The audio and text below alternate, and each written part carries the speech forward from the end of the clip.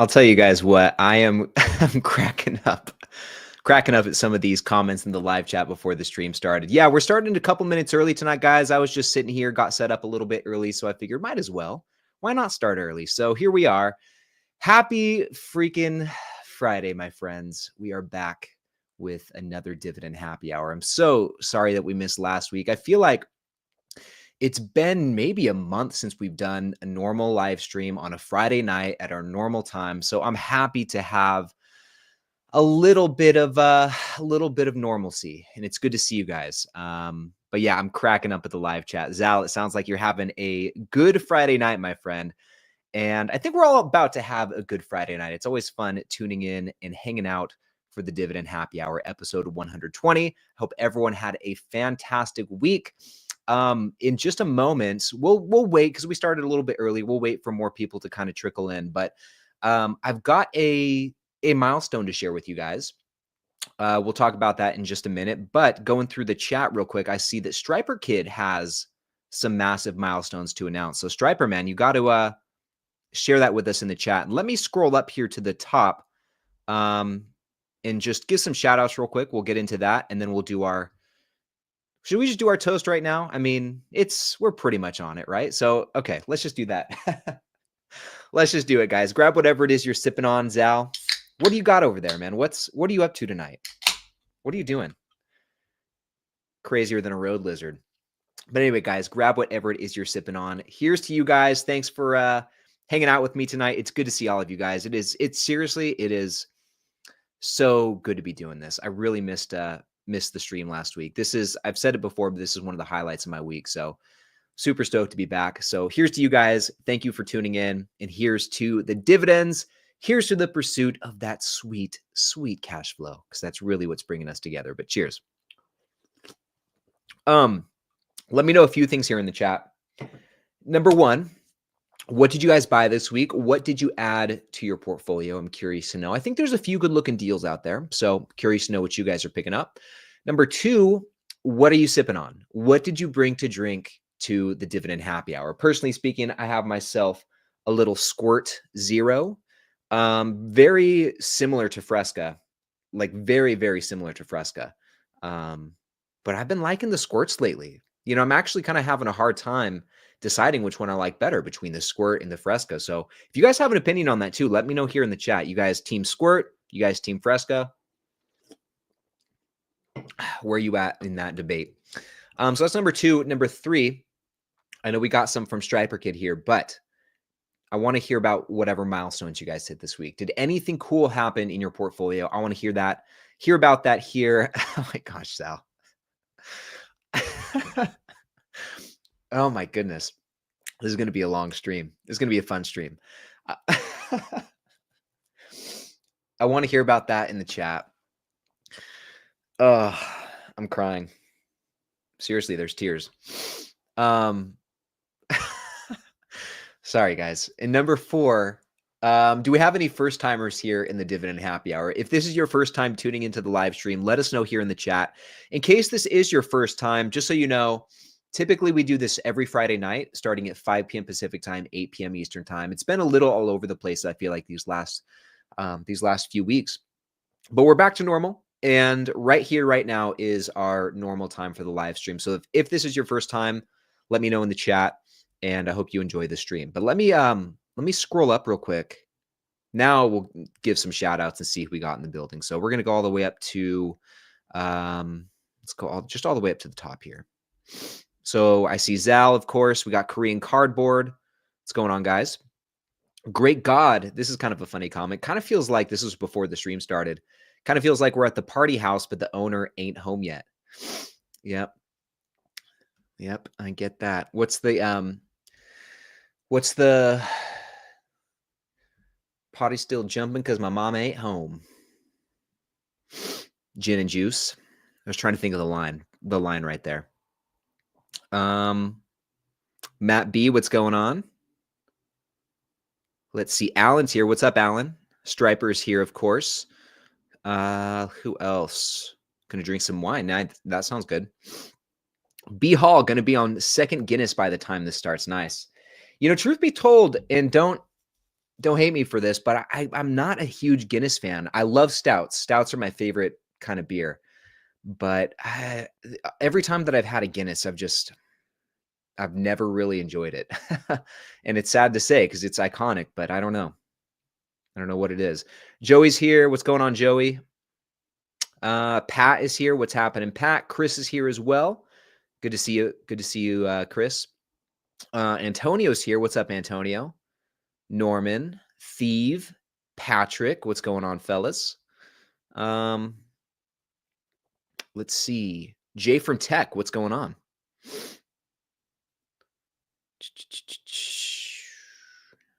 Let's see. Anthony's here. What's going on? Ooh, Korean cardboard. Eating a chocolate pastry with a latte. That sounds good. Jim's here. What's happening, Jim? Good to see you, my friend. Adon. What's going on? What's going on, Adon? B Hall is here. Ken's here. Okay, cool. Ken, first time here on the live. Glad to be here. Well, Ken, we are glad to have you, my friend.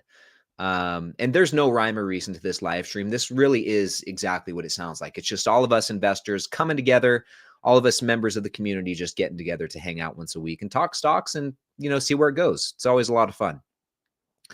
And sometimes a bit chaotic. Mike's here. What's happening, Mike? Let's see. Okay, Zal, you're sipping some Irish coffee. That sounds delicious.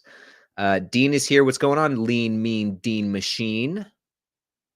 Let's see. Rich is here. What's happening? Rich, Wallet Invest. Good to see you. Oh, cool. Thief. I hit 100 shares of SCHD. Nice. To celebrate. Nice. I spent some OT money and bought 1K worth to celebrate. Good job. What a way to celebrate, too. Okay. Check this out. Sorry, guys. So Striper says hit 160K today. Is that 160K portfolio value, or could it possibly be 160K of annual dividend income? If it's the latter, man, well, even if it's not, even if it's 160K market value in your portfolio, that's still impressive. But either way, good job. Retired at the end of November. Oh my goodness gracious. Congratulations. And moved to a different state to a very nice house. Striper Kid, you are living the dream, my friend. Congratulations. All of that sounds incredible. So great job. And how's retired life treating you so far? I mean, you're a few weeks into it. What's it like? Is it better than you expected so far? Are you bored? Any surprises? Anything like that you could, any insight that you could give us would be cool to know. Okay, let's keep going. Phil Doe, what's up, Phil? Evolution's here. Investment Panther. Good to see you, my friend. Nice. Yeah. Payday for Realty Income. This is what I was laughing at a few minutes ago, guys. Classic. All right. And now I'm looking at all of your guys' buys. It looks like I see some Google, SCHD, Realty Income, of course. Realty Income. Good time to buy some Realty Income. I see some Pepsi. Trevon, what's up, Trevon?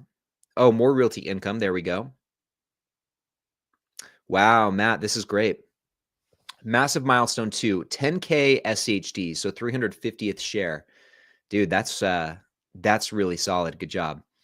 And hit $2,500 of annual dividend income. Nice. Heck yeah. Drinking Coca-Cola and bought SCHD and UNH. Nice pickups. So, and that reminds me, in a minute, once we get caught up in the chat, I'll show you guys the milestone that I hit in my portfolio. And if you guys have any guesses as to what this milestone is, I bet you guys are going to get it. Let me know in the chat if you have any guesses as to what I'm about to share with you. I know you guys are going to get it. You guys are too smart. Nothing gets by you guys. Okay, let's keep going. Sorry, guys. Got the sniffles over here. Sergey, nice. First time live. Sergey, welcome. Hope you enjoy the stream. Cheers. Marcus as well. First time here from Puerto Vallarta. Nice. That's really cool. Love Puerto Vallarta. Oh, interesting. Fast Eddie. A little unsweetened tea and Fresca. That sounds pretty good. Christian's here. What's up, Christian? My Vegas neighbor, right? You're here in Vegas. Oh, Subin. What's up, Sub? First time on the live stream. Usually listen to the recorded version. Well, I hope you enjoy it live action. We're happy to have you. Let's see. Joe's here. What's up, Joe? Megas is here. Some more realty income pickups. Nice. Very nice. Oh, yeah. In the living room getting it on, and they ain't leaving till 6 in the morning. So what you want to do? I got a pocket full of rubbers, and my homeboys do too. All right, let's keep going. This is good. Thief, this is nice. So increased weekly contributions up to $205 per week. So nice. That's awesome. What were they before 205? I mean, officially crossed $200 per week, which is incredible. So good job there. Nice. Nort hit 82.5K in the taxable and 250 shares of SCHD. Nice. Yeah. The road to 100K. We are on it, my friend. We're pretty close to each other, actually. I'm only a few grand ahead of you. So let's see who gets there first. But yeah, great job. We're both on that road to 100K. Mill says, what's that hoodie? This is actually from Lululemon. I got a couple of these. I have this one and I have a green one. My wife works at Lulu, and so able to get a pretty sweet deal on these. And I love this sweatshirt too, by the way. These are my favorite sweatshirts. Subin, nice. Hit 120K in the overall portfolio. That's really really good. Good job. Yeah, so Chris told me this on Instagram the other day or last week sometime. Hit 6 figures in his Walmart position. So just in that one position, he has over $100,000 invested in Walmart. And what's crazy, so that took 18 years to get there. What's crazy, and Chris, correct me or give me the specifics on this, but something like, man, how much was it? There was a huge chunk of those shares that he got just from reinvesting the dividends. And I don't remember the exact number off the top of my head, but it was a crazy amount. So Chris, I mean, maybe you could fill in the specifics there, but I was very impressed to see how much of his position came from just reinvesting the dividends. All right, let's keep going. Oh, nice, guys. We got to wish Sean a happy birthday. First time live, and it's his birthday today. I guess congratulations and happy birthday, my friend. We're happy to see you in the stream. I hope it was a great birthday. And, we're not going to get into these funds here, but good job with that income. Happy birthday. And I hope you do something fun to celebrate this weekend. All right, let's keep going.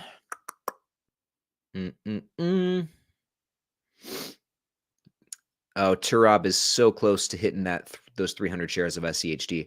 Next couple of weeks, my friend, you'll be there. By the end of the year, for sure, it is well within your sights. I bet you'll get it. Oh, it is Friday the 13th. I didn't even notice that. Nice. Boaz is here. Good to see you. What's happening? Okay, so Striper Kid says 160K in the brokerage account, non-retirement account that he started 3 years ago. Retirement life is great. Been doing a lot of stuff around the new house. Thanks for celebrating with me. Hey, anytime, my friend. Thank you for celebrating with us. That's cool. Sounds like you're getting all settled, and it's been a smooth adjustment so far. So good job. Really exciting. Yeah, Fast Eddie. That's true. A bad day in retirement is better than a good day working. Nice. Let's see. Yeah. Oh, this is a good guess. So now I'm getting to the part of the chat. You guys are guessing the milestone. This was a milestone, and I want to thank you guys. So we just hit 70,000 subscribers on the channel. Really cool milestone. We are 70% of the way to getting that silver plaque from YouTube. We're gunning for it, guys. 2025 could be the year. If not 2025, 2026. We'll see what happens. But yeah, I want to thank you guys so much for all the support on the channel. It really means a lot. I've said it before, but just having this channel and having it grow to the place that it has so far has been one of the great surprises in my life. If you would have told me 5 years ago that I'd be doing this, I I would have thought you were crazy, but it's been a lot of fun. And the cool thing about this whole, I mean, YouTube and investing is that it's an infinite game. It's something that one can do for the rest of their lives. And so I look forward to doing this for many, many more years to come. And I, hope you guys will continue to follow me on this journey because it really is one that never ends. And in some capacity, I love doing this stuff so much. In some capacity, I hope to do this and put my portfolio out there and share my gibberish for as long as I'm able to. And I'm fortunate to have you guys along for the ride with me. So thank you. Korean Cardboard, this is a good guess on the milestone. Bought some more Clear Secure. I did buy some more Clear Secure this week, and I'm almost to 100 shares. I should be there next week, but that's not the milestone. Okay, so this is a good question from Jay. We'll circle back to this. If I invest $50K a year, how long will it take to hit $1,500 per month? We'll come back to that in a few moments. With Matt here, what's up with SHD this week and last week? Truth be told, I don't know. I really don't pay attention to what the share price does. I just dollar cost average into it every week. For me, SHD and VU are out of sight, out of mind. And I mean, man, share prices go up, share prices go down. I wouldn't worry too much what happens on a week-to-week basis. Still, year to date, I think SCHD is up about 11% just in terms of share price. Maybe I have that a little bit wrong, but no, I think it's about 11%. So, zooming out, still having a decent year. It's trailing the S&P, but the S&P's had a normally solid year. So, yeah, I don't know. I don't know what happens to SCHG's share price, but I'm also not really, it's not really something I care to look much into because to me, it doesn't really matter that much, to be honest. Let's see. This is a good question from Alt4. We'll circle back to this one as well regarding JetQ as a long-term investment. And then Jim, this is a great milestone. Projected annual income past 16K since the last live stream. Great job. That's huge. 16K. What is that? So what is that per month? Obviously, it's over 1,000. 16,000. So you're looking at about 1,300 on average per month. That's nice. Good job. Ooh, Nort. This is a milestone. This is another milestone. I did hit this one, and I'll show you the SHD position here soon. I'm actually putting out a video talking about this tomorrow, but I'll spoil the surprise for you guys in a moment. Zal, these are good guesses. 90K portfolio, 5K projected annual income, or 100 shares of you. I'll show you. We'll go through the entire portfolio. Just look at some of these different things because some of these could be milestones. We're getting close to some of them. Let's see.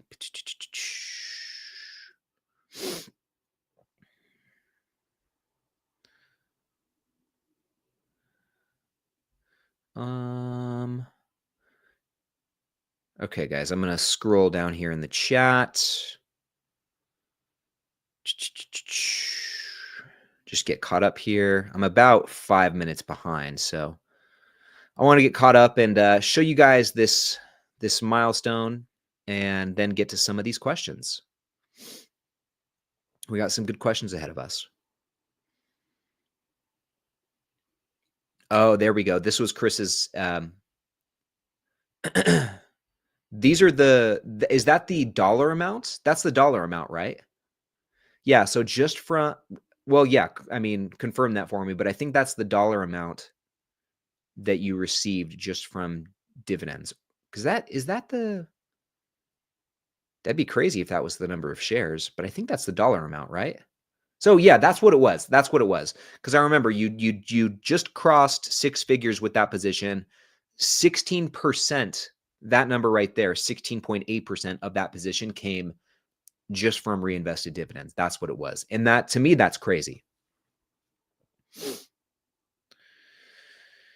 All righty.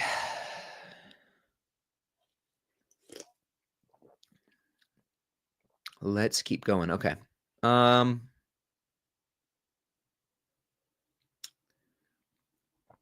Oh, Sir Dude Bro, man, good to see you. All right. Nice. That's pretty crazy. Made $2,300 just from Broadcom today. Yeah. Good job. Okay. And this is a good question too from ADG. So we'll save this one and circle back to it. Luis, I see your question too. We'll save that one. So circle back to it. So before we get to these questions, guys, let's jump over to my dividend portfolio tracking spreadsheet, which of course you can start using for free. There is a link to download this spreadsheet in the description of the video. Tell me when you guys see it. Okay, I'm just going to leave this here. Tell me when you guys see the milestone. I think you guys are going to get it real quick. So Zal, you were close with the 90K. We're getting up there. I think the highest I've seen in my portfolio is about $89,000, but it's taken a little dip these last couple of weeks. But we'll get back up there. Yeah, I see one come in. There we go. I told you nothing gets by you guys. Nothing gets by you guys. That's right. We officially hit $3,000 of projected annual income in the portfolio, which breaks down to $250 on average every single month. And this was one of my big goals here in 2024. I really wanted by the end of the year to hit over $3,000 going into 2025. So we officially did it. Really, really stoked about that. And we're inching closer and closer to hitting $100,000 in portfolio value. If things just keep going the way they have been, even if this next year the market stays flat, just from my contributions and dividend income, I'll have no trouble hitting six figures in the portfolio. That's a big if. I mean, that's kind of the mystery, though. We'll see what happens in terms of which direction the market heads. So yeah, that's the big milestone, guys. Officially crossed 3K here in dividend income. Super exciting. Feel like that last 1,000 took quite a while, and I think that has a lot to do just with the stocks I've been buying. You know, well, except for Vici Properties, but for the most part, the positions I've been adding to this last year have been ones like Johnson & Johnson, Starbucks, Visa in a big way, Clear Secure, and I mean, prior to, I guess, more than a year ago, Williams-Sonoma. But generally speaking, the positions that I've been buying and adding to have been lower yielding. The only higher yielding position that I've really added to was Vici Properties. But yeah, so I think that's why it feels like it took so long, because I was buying lower starting yielding, but higher dividend growth stocks, and which is good. You know, it's definitely helped bring the overall dividend growth rate in my portfolio up. And where the dividend stats are right now, you know, 3.4% starting yield, about a 9% 5-year dividend growth CAGR. To me, these are very balanced dividend stats. And, you know, I'm pretty happy. I'm pretty comfortable with this. If I can maintain something similar to about this, you know, in the future, then I think that the results will be pretty dang good.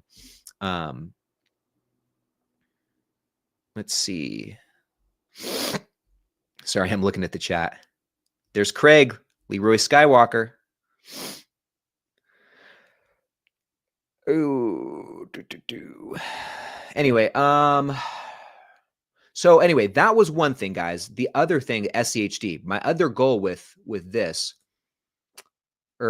portfolio, my other investing goal this year was to hit 300 shares split adjusted of SCHD. And I think I've shared this a couple times already, but we'll talk about it again. So we're at 313 shares of SCHD. So that goal was crossed off.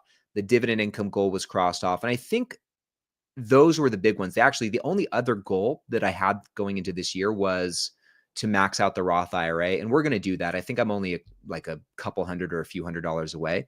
I'll need to confirm exactly what that's looking like. Dang. I'll need to confirm. Yeah, there we go. So I'll need to confirm what that's looking like, but I think we're only a few $100s away from maxing out the Roth IRA. So we're going to do that. Those are my 3 big investing goals for 2024, unless there's one that I'm forgetting. But yeah, guys, we did them all, which feels good. I've got some big goals for this upcoming year, 2025, and I'm going to hold off on sharing what those are for now, because I'm going to talk about it a bit more in my SCHD video going out tomorrow. And then the video coming out right after that, I'm going to go a bit more in depth on all of this stuff. So let's see. Anyway, that's, yeah. Let me go back to the chat though, because it looks like there was a question. Oh, sell covered calls. No, I don't sell any covered calls. I was talking to my man Wayne about it. My man Wayne Nichols about it a couple days ago because we went to lunch. He's big into options. He's crushing it with options. And it's definitely tempting. And it might be something that I get into at some point, covered calls, cash secured puts, but still, and I get it. Like I'm getting to the point where how all the option stuff works is starting to click and make sense for me, but I'm still not quite ready to go into that. The free cash that I have, instead of saving that for something like cash secured puts, and I know I can use that when it comes to buying stocks. I know there's a strategy there, but I would rather just save that in cash or just put it directly into stocks without selling puts on it or anything like that. So anyway, I guess the point that I'm trying to get to is at some point I might get into options, and I'm getting kind of closer and closer to that, but I'm still not super interested in doing it right now. Maybe in the future though.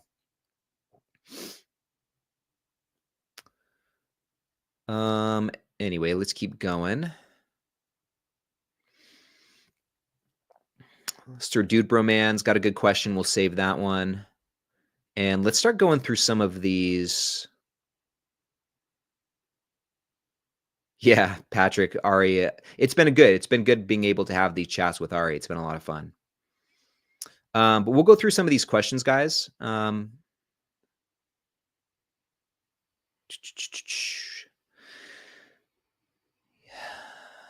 Thoughts on Pfizer. So I've covered Pfizer quite a bit here in the stream. I feel like these last few weeks it's gotten brought up. Sometime recently it has, and we went through it.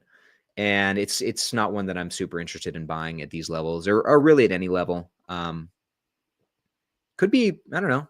I guess if you're going to buy it and feel good about it from a long-term perspective, now would be the time to do it. But it's not one that I feel super, super stoked about. So, Jose, welcome to the stream. Antonio, thoughts on VFV? We'll save that one.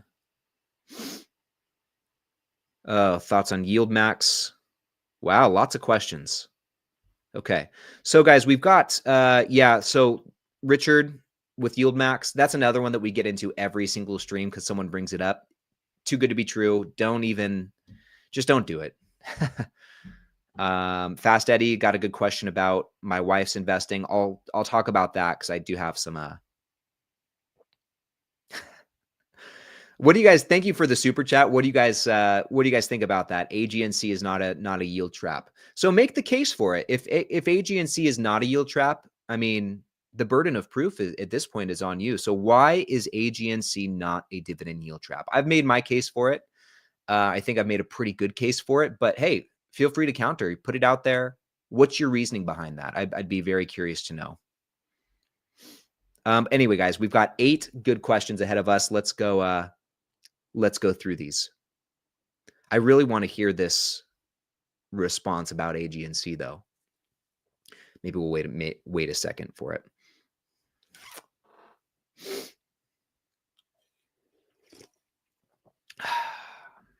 Lots of good questions tonight.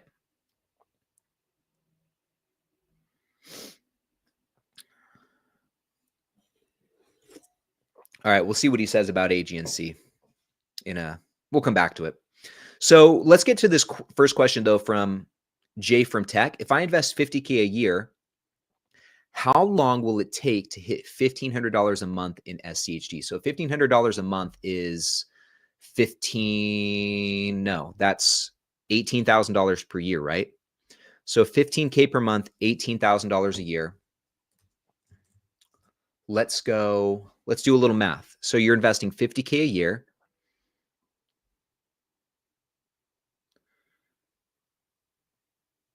Okay. So what we're going to do, let's jump over to the screen. We're going to run through this marketbeat.com dividend calculator, which a very handy tool, guys. If you want to project the future growth of your portfolio or just kind of play with different scenarios to see what a future portfolio might look like, this is a really solid tool to use. So, and that's what we'll use for this right here. So let's go over to SHD. Okay, let's get some of their dividend stats here. And what's up, Dex? Good to see you in the chat, my friend. So getting SEHD's dividend stats, we have a starting yield, let's say 3.5. The 5-year growth rate here says 11.6%. Their most recent raise was a bit higher than that. But to be conservative, guys, let's say that SCHD moving forward is only going to raise their dividend by, I don't know, let's say 8%. Okay, let's be a bit conservative here, which would be, and we're going to use the same share price appreciation as well. So let's say that you're starting from 0. Okay, and every single year you're investing $50,000. Okay, starting with a 3.5% yield. Let's go quarterly distributions. We're going to drip the dividends. We'll leave the tax rate there at 15% for now. Well, like I said, we're going to use 8% for, let's actually be even more conservative. Let's say 7%. And then we'll use the same thing for the share price appreciation, because that's going to keep, when the dividend growth rate and the share price appreciation are the same, that's going to keep this dividend yield the same. If the dividend growth rate was higher than the share price appreciation, the dividend yield over time would go up. But let's keep them similar, or let's keep them the same. And that's typically how it works too. Stocks and ETFs tend to trade, or their dividend yields tend to hover within a certain range.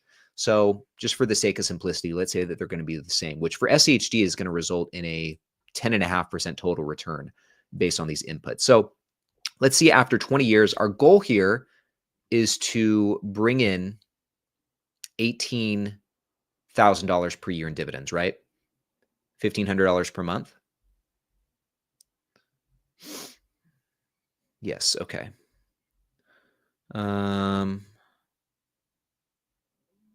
Okay, so let's scroll down. So just after these 20 years, you can see the situation looks pretty crazy, which is no surprise because you're contributing a ton of money, $50,000 per year. Whew, man, I wish I had that much to invest. But after these 20 years, just in that 20th year, you should be bringing in over $100,000 in dividends, which is awesome. But to reach a point where you're bringing in $1,500 per month, it looks like it's going to be between 8 and 9 years right here. We can see that after year 8, you'd be bringing in 16.8 thousand in dividends. After the 9th year, it'd be 20.2 thousand. So we can call it somewhere around 8.5 years if you're investing $50,000 per year based on these inputs. Now, the big if is what this ends up being. What is the dividend growth rate going to be? What is the share price appreciation going to be? We have no idea what that's going to look like. So results may vary essentially. But yeah, not too bad. And like I said, $50,000 per year is just insane.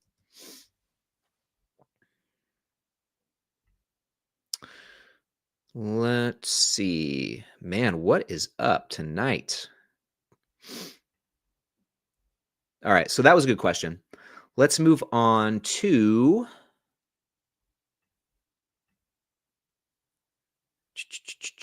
let's go on to this next one. Okay, so Alt wants to know, is JEPQ good for long-term with dips in dollar cost average? So truth be told, it's hard to say. It's really tough to say when it comes to covered call ETFs, number one in general, but especially covered call ETFs and also newer ETFs, which JEPQ is. It's only been around for a few years, so it's hard to say. It's hard to say if this is going to be a good long-term investment because I really don't know. Generally speaking, I tend to avoid covered call ETFs altogether because I feel like at this point they're a dime a dozen. There's a new one coming out every single week, every single month, and I just don't have a lot of faith that the ones that we see today are going to be around a few years from now. I could be wrong about that. Some of them might. Like I do think the ones like JEPI and JEPQ are some of the better covered call ETFs. We're getting some really not nice comments here in the chat. And I don't know where that comes from. I don't know what I did to deserve that, frankly. But so back to JEPQ though. It's tough for me to say if it's going to be a good long-term investment. It seems to have been a steady dividend payer so far. And interestingly, I actually haven't looked at it for a while. So maybe let's do this. But last time I looked, JEPQ was outperforming the S&P since inception. So let's go over here. Keeps up with VU pretty well with DRIP. Yeah, so far it has, right? But the big if is from a long-term perspective, is that going to be the case? And it looks like JetQ, let's go to, so May 4th, 2022, May 4th, 2022 to today. Let's go total return.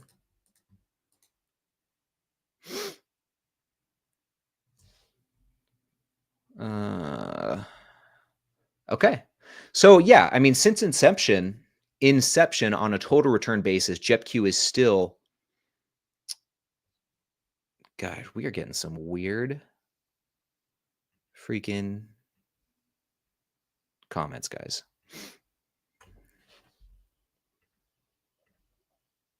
That's a weird one. So since inception, it has outperformed the S&P. But like I said, the big question is if that's going to continue. And I just don't know. It's only been around for, 2.5 years. And I just don't think that's a long enough time to gauge. During 2022, which was a pretty down year, it did seem like it went back and forth with the S&P. There were times where it was, beating it, times where it underperformed. But since here, March of 2023, it's really taken off. So, and I'm always surprised to see this. I'm always surprised to see that it outperforms the S&P, but it is. So I don't really have a good answer for you, I guess. Yeah, I don't really have a good answer for whether or not it's going to be a good long-term investment because it hasn't been around long enough to tell. So good question though. Fun to look at JetQ and see where it's at. Okay, so let's remove that. Let's go on to this next one right here. So this one's from ADG. I have $28,000 gaining 4.5% per year. Nice. So that's probably in like a high yield savings account or something like that. Should I throw it in the market? I don't know if I will be losing money long term. Long term, I wouldn't guess that you're losing money. Let's say that hypothetically you put that 28K into something like the S&P 500, which admittedly is pretty frothy right now. In the short term, I don't know what the S&P is going to do. I've been kind of talking about this a bit more lately, but I do, and I don't, this is just like hold on. This is just like a hunch. Hold on, guys. They are coming out of the woodwork tonight. But part of me feels like because things have been so frothy, we are about due for some sort of pullback in correction. I can't help but think that something like that could be around the corner in the near future. And that's not a prediction. I have no idea if or when that will happen. That's just kind of like I don't know, just something that I've been feeling lately. So to answer your question about losing money long term, probably not. Like if you had a time horizon of 20 years, 30 years, no, if you put it in the market, you probably would do pretty well, especially if you just put it into something like the S&P 500 or something like that. I would be, it's pretty much based on how it's gone historically. It's pretty much been guaranteed that the longer time horizon you have, the more guaranteed you are to make money. So, and the opposite is true. The shorter the time horizon, the greater the chance that you could not make money. So it just depends. But I think if you have a long-term time horizon, you would be fine just putting it in the market. But if you don't feel good about it right now, or at least putting all of it, man, guys, if you don't feel good about putting all of it in the market right now, that's where dollar cost averaging comes in handy. So, you can always just little by little throw it into the market if you want to, and keep some in cash on the side for if and when some sort of correction or pullback does occur. So, it doesn't have to be one or the other. You can kind of do it slowly if you want to. All right. So, okay, Luis. Now, I'd like to know your opinion on SCHD, VUG, and VT. Okay. Let's see. So SEHD I'm familiar with. VUG, just as a refresher, is growth. Just go over the screen, guys. Vanguard Growth Index Fund ETF shares.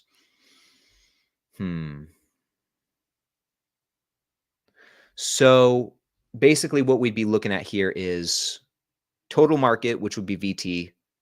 We've got a growth type ETF with VUG, and then SCHD.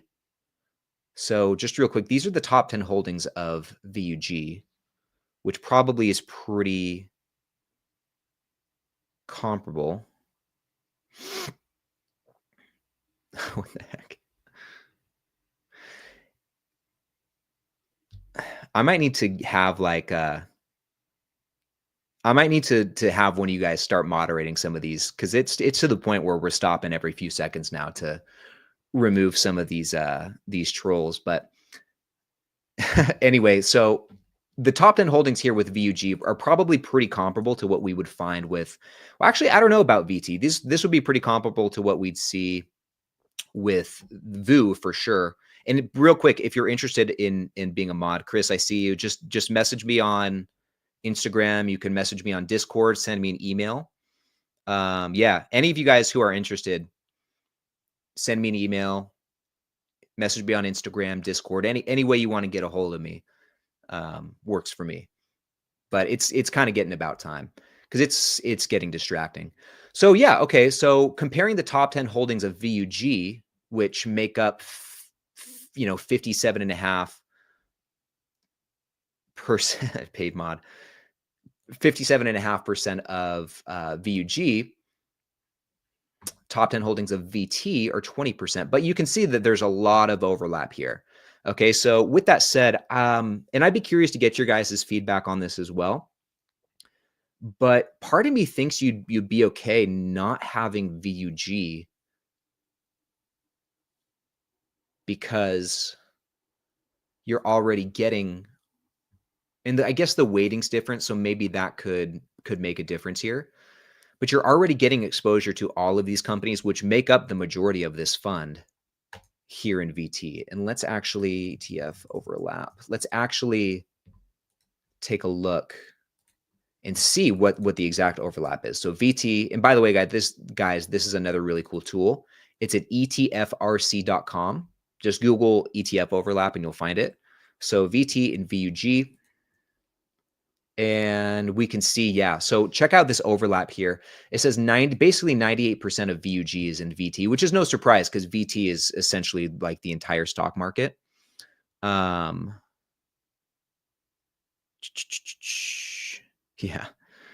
No Shamir, I know. Just saw that. So, but then overlap by weight is 33%, which isn't the end of the world. So yeah, I think going back just overall, I think that's probably a fine portfolio. I really think though you could get by with just VT and SCHD, or honestly VT, just you could be fine with just VT. But how have the returns compared? So VT with VUG, I would imagine that VUG has dominated VT and probably SCHD too. So we can check out both of those. So SCHD.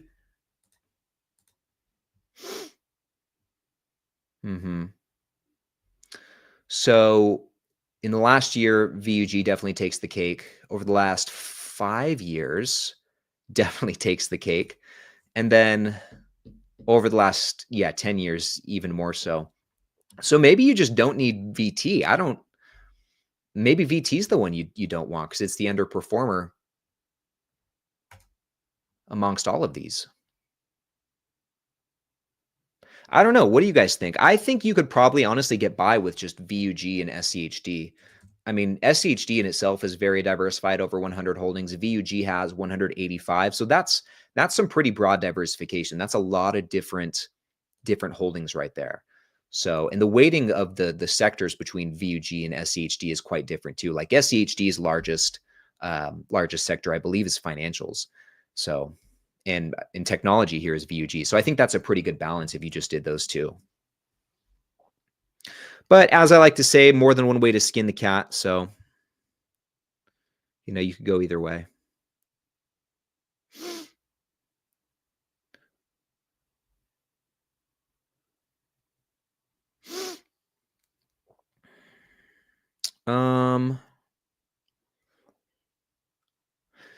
Baseball kid, ads less than every 5 minutes are annoying. Well, I mean, my friend, that just comes with the territory of YouTube. I have the ad set to conservative, so they're not supposed to show I would imagine that's quite an exaggeration, less than every 5 minutes. But hey, man, ads are just kind of part of the territory unless you pay for YouTube Premium. So, Dividendology in the building.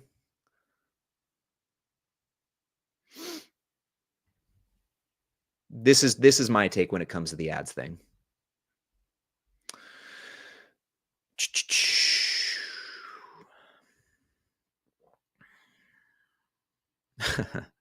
Okay, let's see. We've got 4 more. Yeah.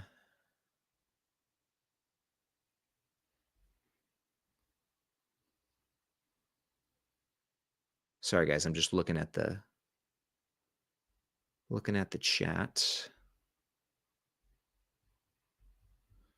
Let me scroll up real quick.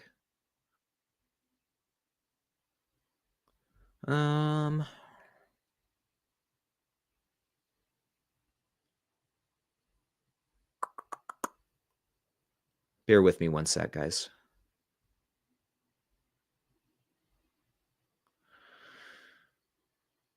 Did we ever get? Oh, here it is.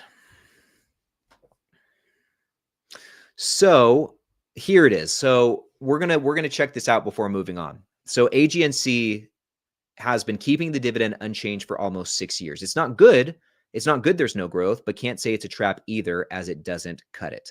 So I think that I think that's probably a decent point. But seeing as AGNC, 6 years is, a decent amount of time for them to not reduce the dividend, but still they have a habit of reducing the dividend.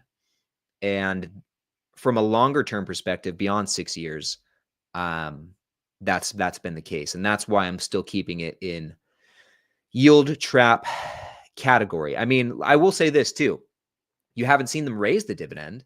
And so if the justification for owning agency is, oh, well, they haven't cut the dividend in 6 years, I think you could do better than that, frankly.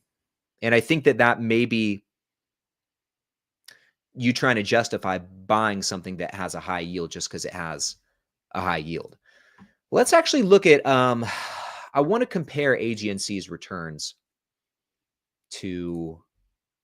let's compare it to a couple different things. Let's compare it to the S&P. Let's compare it to SCHD. Let's compare it to something like JEPI. I don't know what's doing that.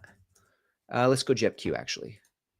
So how about these? Let me reorganize them. I don't know. Seeking Alpha, I don't know why it was glitching out. So let's do that. So looking at the total return, AGNC, not bad in the last year. It's actually beating SCHD. Okay. Okay. Okay. And JEPQ's only been around for 2 years, and it's outperforming AGNC's 10 years. So, I mean, the total returns aren't great. And it looks like they cut the dividend 4 years ago, not 6 years. But yeah, since 2020, it's been flat. It could be worse. It could be more like Orchid Island Capital, but still, I mean, my friend, down, down, down, all the way down. I'm still keeping it a yield trap.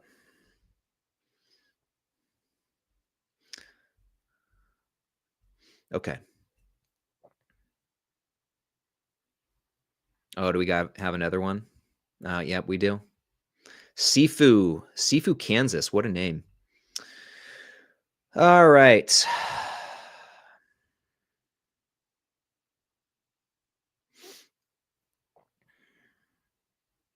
We have more trolls.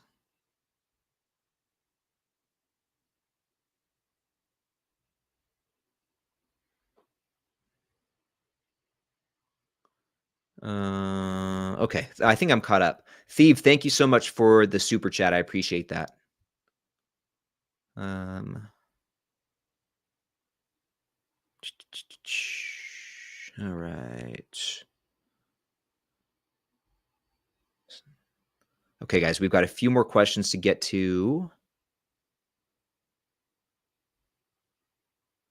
All right, thank you guys. Yeah, a lot of trolls tonight. Yeah, I'll some of you guys have brought up paid mods. Probably not paid mods. No, I don't. I'm not balling like that. But I would appreciate the help. I think we're it's time. I think it's about time for that. So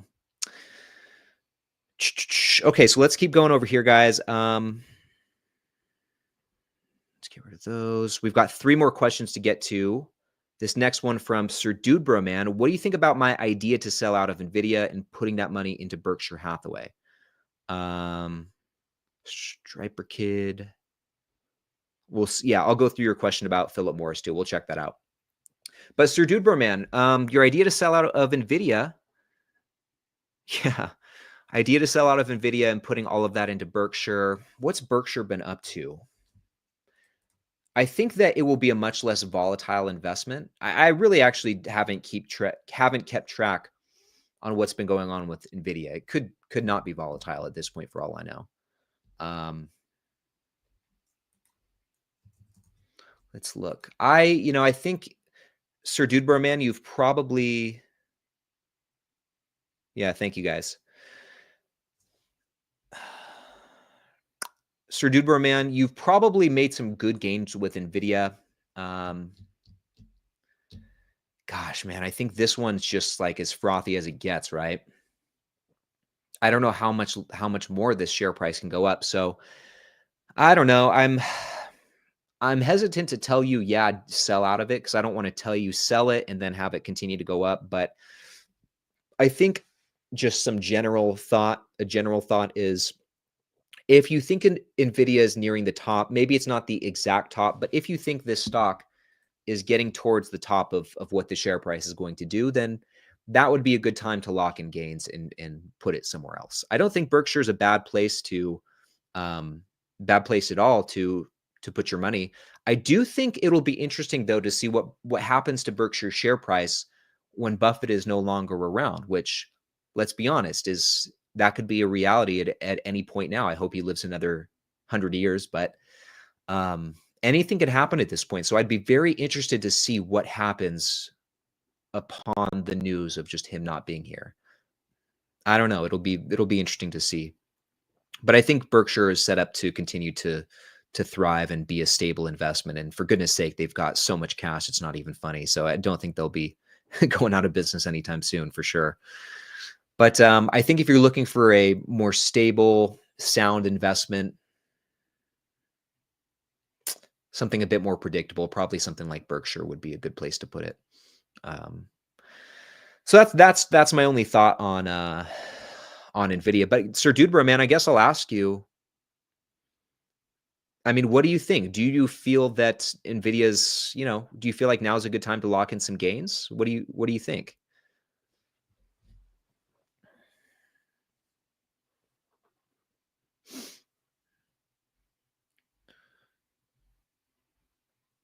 Let's see. Yeah, Berkshire is a lot more like an ETF, yeah. Keith Richards too, absolutely. You think if you think it'll keep going up, then if you really think it'll keep going up, then why sell it at this point, It makes sense to sell if you think it could go the opposite direction. But if you think it still has some growth ahead of it, then maybe it's worth holding on to. But it's a big if, no one knows for sure. So, okay, but moving on to this next question, guys, Antonio wants to know, what are the thoughts on VFV? So what is VFV? Oh, it's just the Canadian Vanguard S&P 500 ETF. Yeah, I think that's fine. I think the S&P 500 in any capacity, whether it's VU, VFV, SPY. Yeah, I think they're always, that's always a good place to go. Can't go wrong there. And the thing about just expanding a little bit on the S&P, so the S&P 500 is the reason that this fund is, or that the index is so hard to beat, is because it is designed to basically be survival of the fittest in action. You know, it's the 500 strongest, biggest companies here in the United States. And if one company, you know, starts to fall behind or starts to lose its strength, then it's replaced by another up and comer. And that, you know, basically keeps the fund evolving. And it's only made up of the strongest companies, and they swap them out when a company is no longer strong. So it's kind of hard to lose with that type of strategy. Okay, but let's keep going. Fast Eddie, I've been excited to get to this question. I'm sorry it's taken me so long, but do you help your new bride with her investing? So she has a Robinhood portfolio. That's dormant. You know, Christmas money, birthday money for her goes in there. Not for me. I've told you guys this before, but in my family, anytime there's a gift that needs to be given, we're getting money to invest. And now that she's in the family, she gets that as well. So that's pretty much been her Robinhood portfolio. But and we're going to start. I am actually in the process of transferring her Robinhood account over to Schwab. So I'm in the middle of an 8 cats transfer there. And then once that's settled, we're going to start just start with like $25 a week going in there. Hopefully get it up to 50, maybe even 75 by the end of the year.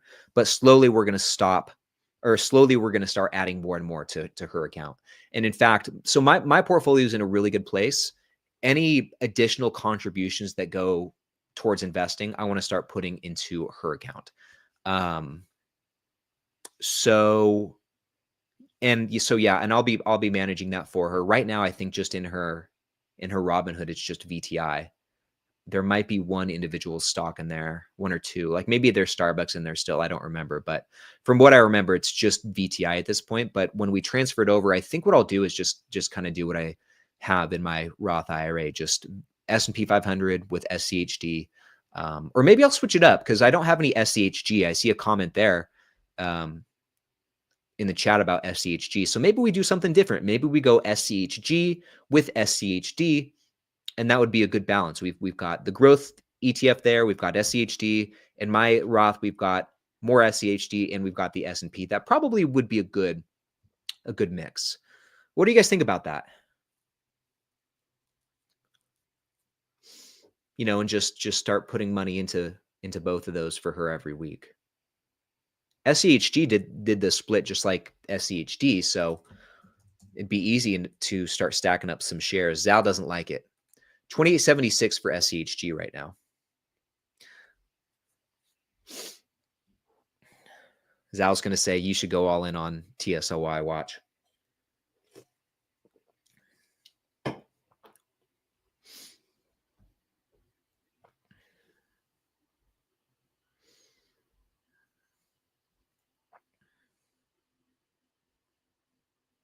What okay.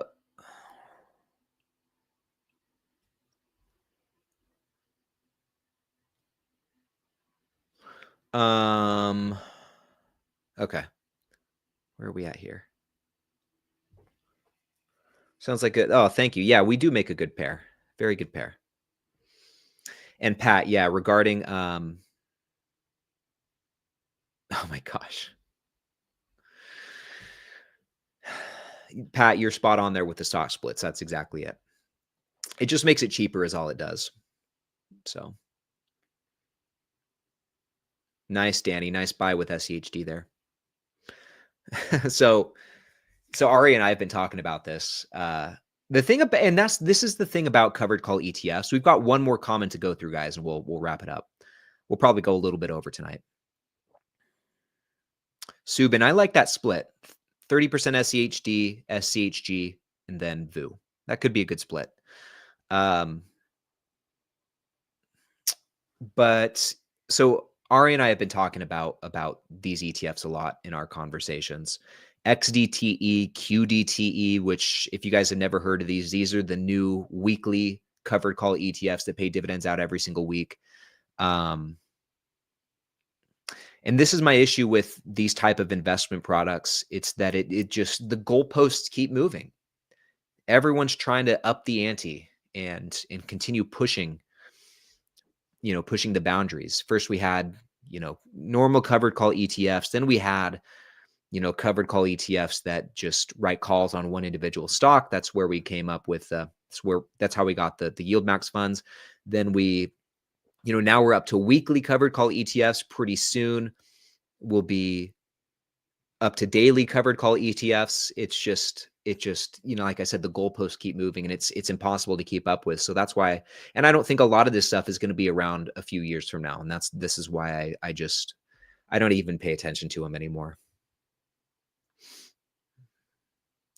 So yeah, Zal, you're totally right. It's for someone who wants to be hands off, and that's not really me. But when it comes to being hands on, I'm okay with my only hands on account being my my main taxable brokerage account on Schwab. The rest of them, like my Roth IRA, I want to be hands off and automated. For my wife's account, I want the same thing. I want it to be set up super simple. I don't need to do any more stock picking over there for her. So I'm thinking for her account, we'll keep it super simple with just ETFs. I don't want to. I really don't want to do more than 2 ETFs, and I that's why I default to something like S&P 500 and SCHD. I think it's a really solid balance. So ultimately, that's probably what I'm going to do if I'm being honest for her.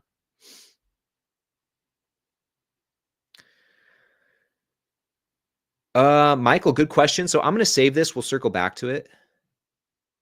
That's a good question, though. We'll make that the last question of the night, okay? I didn't mean it like you would tinker, but you would be able to understand when things look weird. Yeah, totally. Yeah. George, this is a good question, too. I have to answer this one because I like this. And that'll be a quick response. So we'll get to that, too. So, okay. So Striper wants us to go through Philip Morris real quick. We can definitely do that. We'll pull up Snapstock. Okay. So let's go over here, take a look at PM. It's been a while since I've looked at this one. So what's it been up to? So it looks like it's had a really good year, not unlike Altria. Zal Darth.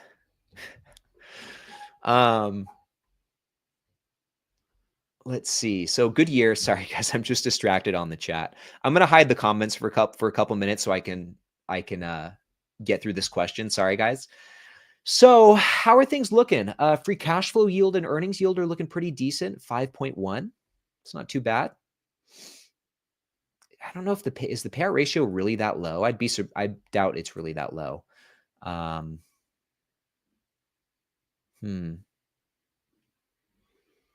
Revenue growth has still been pretty decent. Stable, slow and steady growth from Philip Morris, it looks like. Revenue growth CAGR over the last 5 years is 4%. Earnings per share growth, 2%. I mean, you can see from the charts, the growth has been subtle, but it's there.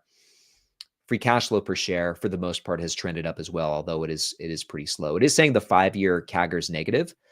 Yeah, which I guess since 2019, we do see that trending down. But over the 10-year, it's still looking pretty good. I mean, really, the year that's bringing the free cash flow per share down is 2023. In the trailing 12 months, it's since rebounded. So I don't think that's all too concerning.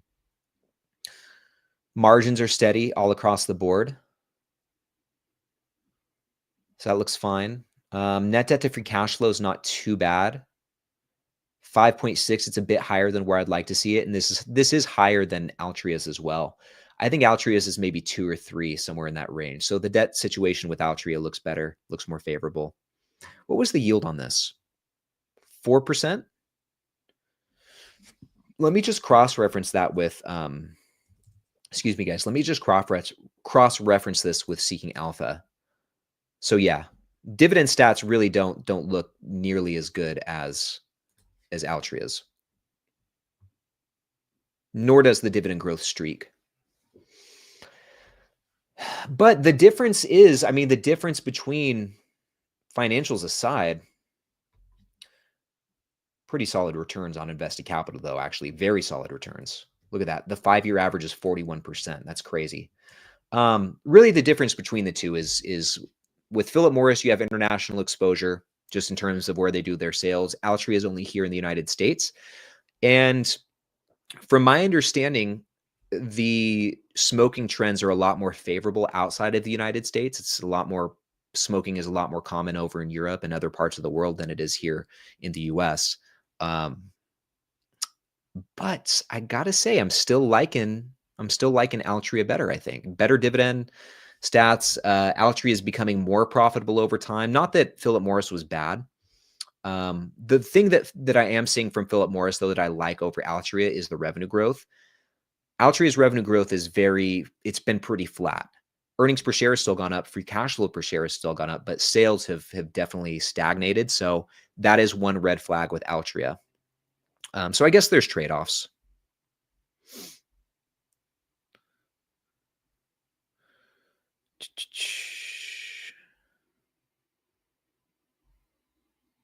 Okay, let me just look at the chat here now. And Philip Morris, actually, one other note too, Philip Morris does seem to be doing very well with their with Zyn, right? They own Zyn, I believe. Don't they? Philip Morris. Yeah, Philip Morris owns Zyn. So they've been doing really well with Zyn, but Altria's on pouches also have seen really solid growth, but Zyn is like the top dog. People are it's a whole meme. Zyn is a whole meme, so it's a lot more of a popular. It's a lot more popular. It's a much more popular product. That's what I'm trying to say. So, hey G, what's going on? Hope all is well with you too.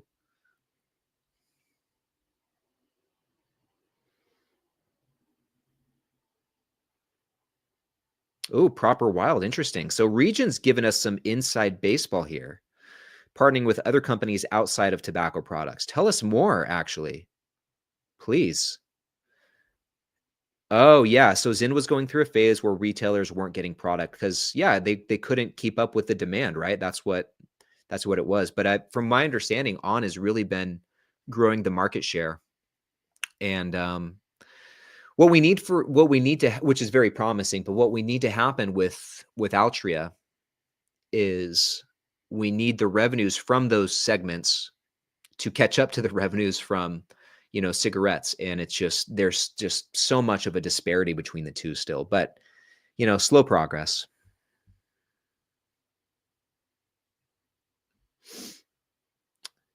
Yeah. There you go. There you go. Okay. So guys, we've got 2 more questions here. This next one's from Michael. What are your detailed thoughts on OLED, and how's your clear position going? Clear position is great. I officially have my average cost per share down below $30 per share. It's real quick. Yeah. Okay. I thought I was freezing for a sec, guys. It's down below $30 per share. So that was really cool. I think I'm up to 97 shares. So I'm going to pick up a few more shares and I think hit the pause button on Clear Secure. But regarding OLED, I think OLED's great. I think I was actually doing some reading on it the other night. I made a short about it because it's really come down in price. So in the last year, it's down 11.5%. Let me jump over to the screen. Yeah, there we go. Okay, let me hide the comments. So down 11.5% in the last year. Pretty low starting yield, less than 1%, but the yield right now is way above the 5-year average because the share price has come down so much. Low payout ratios, both earnings payout ratio and free cash flow payout ratio. And this is the most recent dividend raise right here, so 14.3%. And look at this, guys, really solid growth trends. Okay, really solid revenue grower, earnings grower, free cash flow there. Free cash flow, though, is where it looks to be a bit questionable. Okay, since 2019, this has trended down in a big way. Nice pop in the trailing 12 months. But otherwise, that is a bit concerning. And we'll see what the free cash flow payout ratio in this year looked like. We'll check it out in just a moment. With that, we're starting to see some slight margin decline too in the gross margins. It's gone from 81.4% in 2019 down to 74.7% in the trailing 12 months. With that, though, this is not the end of the world. I mean, these margins, gross margins still look really good. Net margins are coming in very strong, definitely increasing. So that's great to see. Free cash flow margin here was pretty low. No debt. That is another good thing about, or I should say negative net debt. That's another really good thing about OLED. I really like to see this. And as time goes on, guys, not that debt's entirely bad, but it's just negative net debt or no debt outstanding whatsoever, which Clear Secure has no outstanding debt. Williams-Sonoma has negative net debt. Visa, negative net debt. Just a few examples. And I think other companies too, like Meta, Google, well, I know Google and Meta, Salesforce, I think they all have negative net debt, more cash on the balance sheet than debt. And whenever I see that, it's just one less thing you have to worry about. If a company wanted to, they could wipe out all their debt tomorrow. You know, you can't go bankrupt. Yeah, you can't go bankrupt if you don't have any debt. So for me, it's just one less thing they have to worry about. Less money going towards paying interest, more money they can pay out in dividends or reinvest back into the business or just store as cash. So I really like seeing companies without any debt. With OLED, dividend growth has been very strong. So we saw up above the most recent dividend raise was 14 point something percent. Look at this 5-year CAGR, 37%. Crazy, but the dividend growth has really slowed down, as it should. I mean, how long can you keep up that level of dividend growth? Not too long. I mean, crazy. 2019, 66%. 2020, or wait, where are we at? 2018, 99%. 2019, 66%. And it's gone down, but still, you know, these are not bad numbers at all. Even if they hovered in the mid-teens, it's great dividend growth. Okay, now getting to the payout ratios. So as we saw, 2023 was a really rough year for the free cash flow. And with that, the free cash flow payout ratio went up above to 234%. That's not great. Luckily, that was just an anomaly. And in the trailing 12 months, the free cash flow payout ratio is back down about 35%. And prior to that, too, it really wasn't bad. 2022 and 2023 were high years for sure. But all the other years before and after look to be fine as far as the payout ratio goes. So let's see what happens from here. I'd want to make sure that they have more years like this than this or this, but we'll see what happens. With that, the earnings payout ratio is not in a bad place. Doesn't look like it's ever been in a bad place. It is trending up, which is something you'll want to keep an eye on, but still there's plenty of room here. They're not paying out a huge chunk of their earnings to the dividend. So even though it is trending upward, that's not really cause for concern yet, in my opinion. If you see that continue to happen, and if it gets up to 60, 70, 80% for the earnings payout ratio, then yeah, that'd certainly be a big red flag. But for now, it's not something that I would lose much sleep over. But I like OLED. For me, and this is one that I had or have on my watch list, on my like somewhat interested list, because I think there is a lot to like about it. It looks like it's a great dividend growth stock. I would need to come to understand the industry a bit more. Who are OLED's competitors? I know some of their biggest customers are companies like Samsung. And that's the only one I can think of off the top of my head, but that's where I would need to spend more time with this company to understand who are the other players in this space. And I just don't know. So, but yeah, I think there's definitely a lot to like about OLED. So, and I mean, everything has a screen at this point.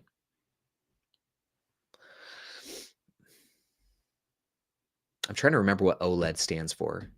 It's something light emitting diode. I don't know what the O stands for. It's going to bug me now. We have to look it up. It is, okay, organic light emitting diode. Okay. I was close. Well, I was almost at it. Organic light emitting diode. Okay. Moving on to this last question, guys, from George, and we're going quite over 612. So could you compare selling shares versus dividends in a video? Truth be told, I don't know that I could make a whole video on that, But here's my general thoughts on selling shares versus dividend income. Okay. So let's say that you're in retirement and you are using your investments to pay your bills. There are two routes you can go to do that, right? You can sell off some shares, however much you need to sell in order to create the dollar amount that you need to pay your bills, or you could just take whatever dividend income you have coming in and use that to pay your bills. Now, I mean, a dollar is a dollar no matter where it comes from. And that's the same when it comes to share price appreciation versus dividend income. If you have a dollar in dividend income, if you have a dollar in share price appreciation, it's the same thing. And that's why we look at total return versus just share price return or dividend income. Because, a dollar is a dollar. Let me look at these. Okay, I'm going to hide the chat real quick.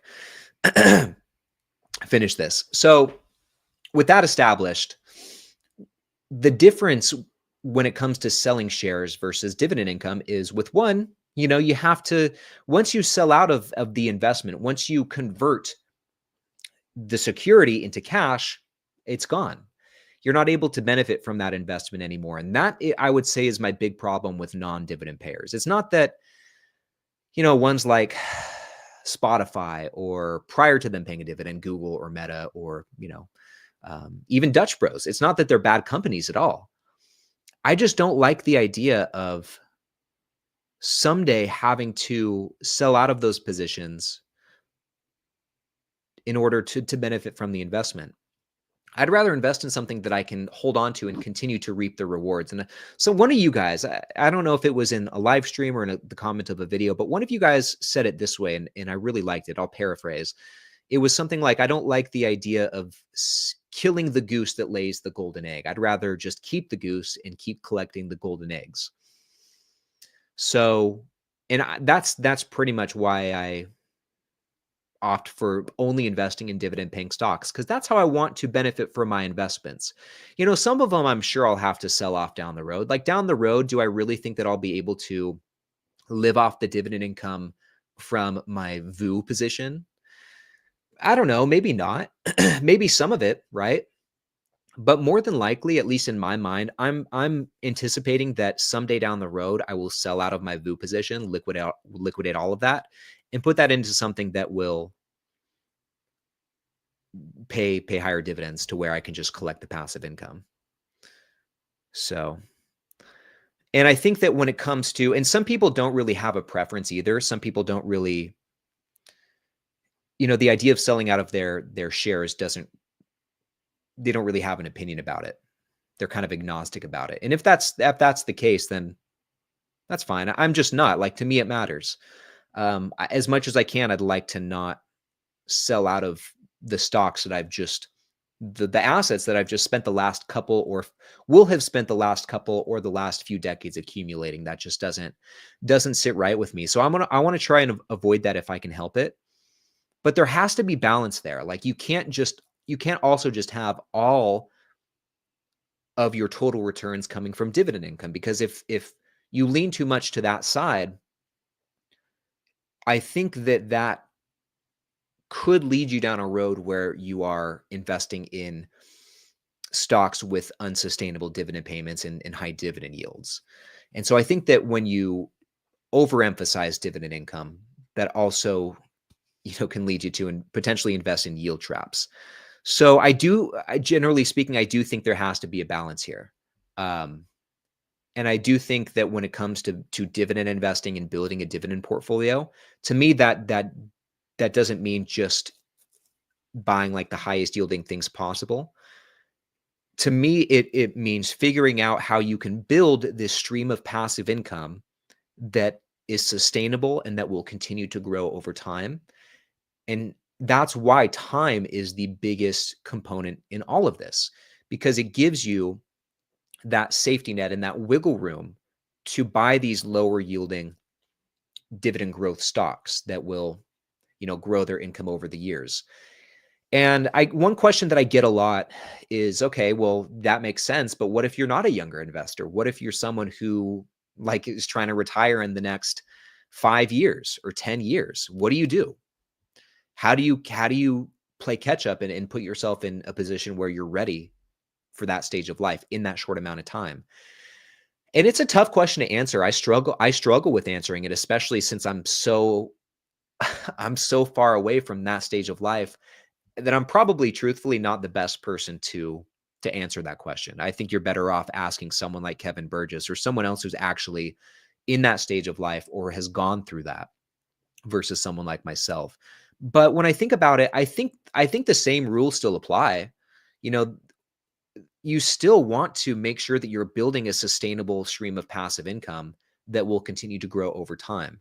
And I don't think it's right to be, if you have 5 years left to retirement and you feel like you need to play catch up, or if you have 10 years or some short amount of time till you want to retire, I don't think that that means you should go out and just buy as high yielding investments as the highest yielding investments you can possibly find, because you don't have time on your side. I still don't think that's a good strategy.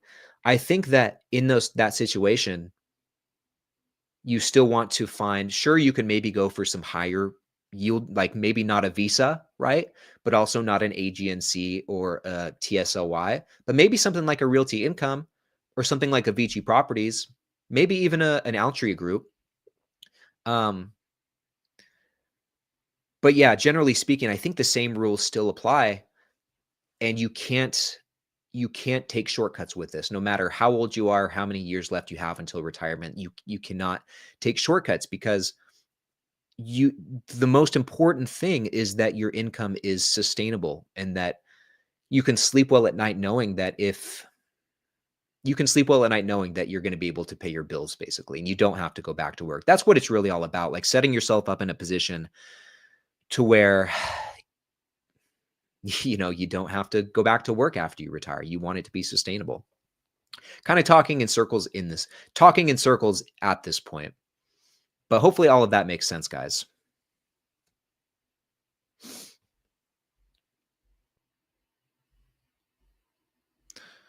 Whew.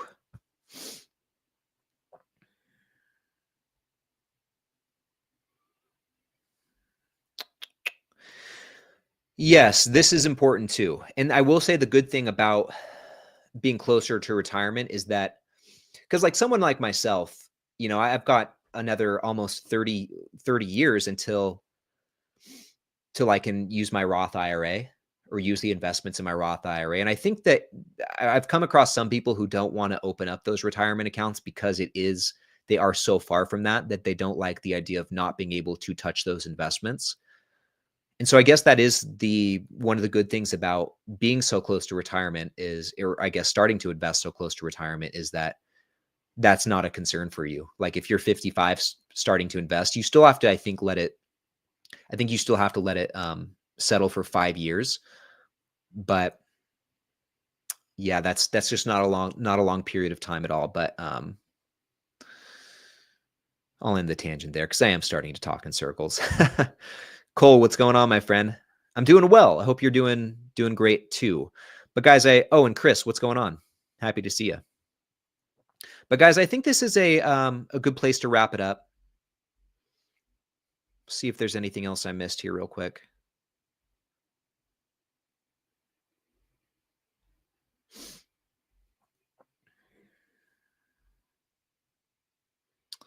Oh, nice. Your TFSA doesn't have an age requirement. That is nice. That's really nice. Cool. Well, yeah, guys, we're going to wrap it up here, but I want to thank you guys all so much for hanging out with me this last hour and 25 minutes or so. It's been a really fun stream.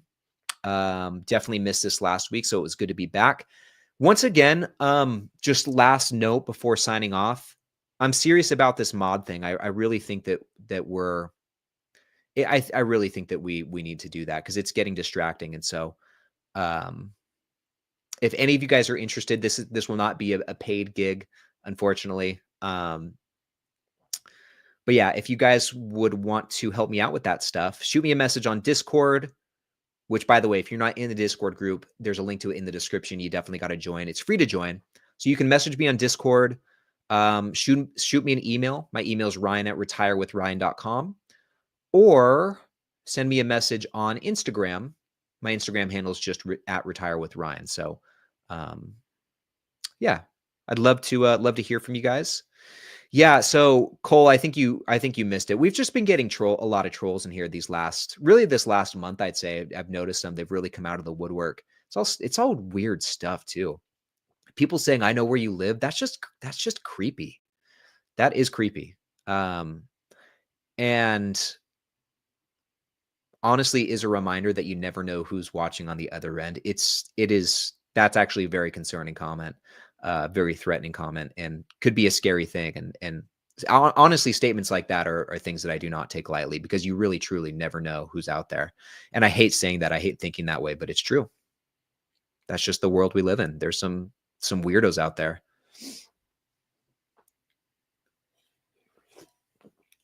But anyway, guys, yeah, if you have any interest in being a mod, I'd love to have your guys' help. So, what else I mean, that's it, guys. We got a video come out tomorrow morning. I've been posting my videos on Saturdays instead of Sundays lately, just because they're ready to go. I figure, why not? So, video going out tomorrow. That's about it. Otherwise, I hope you guys have a fantastic weekend. Thank you all so much again. Another fun stream in the books here. And I hope you guys have a fantastic weekend. I'll see you in the next one.